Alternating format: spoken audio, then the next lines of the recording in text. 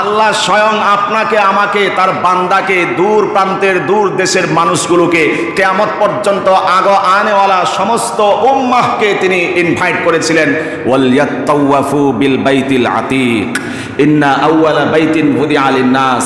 ও মানব মণ্ডলী, পৃথিবীতে সবার আগে আমি আল্লাহ তোমাদের জন্য একটা ঘর নির্মাণ করেছি, আমি তোমাদেরকে দাওয়াত করলাম, ইয়াতাওয়াফু বিল বাইতিল আতিক, ওই ঘর থেকে এসে বেরিয়ে যেও। সুবহানাল্লাহ, চিৎকার করে বলেন সুবহানাল্লাহ।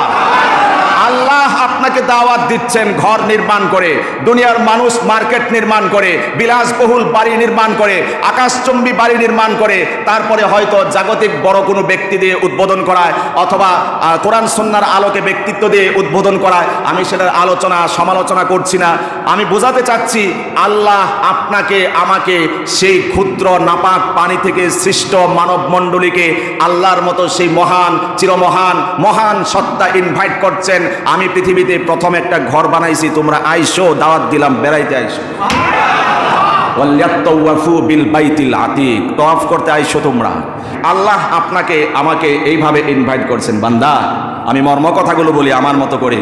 বান্দা, দুনিয়া কামানোর জন্য দুনিয়াতে আকাশচুম্বী বিলাসবহুল বাড়ি নির্মাণ করার জন্য কত ব্যাংক ব্যালেন্স করলা, টাকা পয়সা জমালা, গাড়ি করার জন্য টাকা জমাইলা, সব কিছু করলা, মেয়ে বিয়ে দিবা সেটার জন্য টাকা ইনভেস্ট করলা, দুনিয়ার কোনো প্রতিষ্ঠান সাজাবা সেটার জন্য সুখে শান্তিতে বসবাস করবা, তার জন্যও তো তুমি এই এত রং লীলা করলা, টাকা পয়সা ইনভেস্ট করলা, খরচ করলা।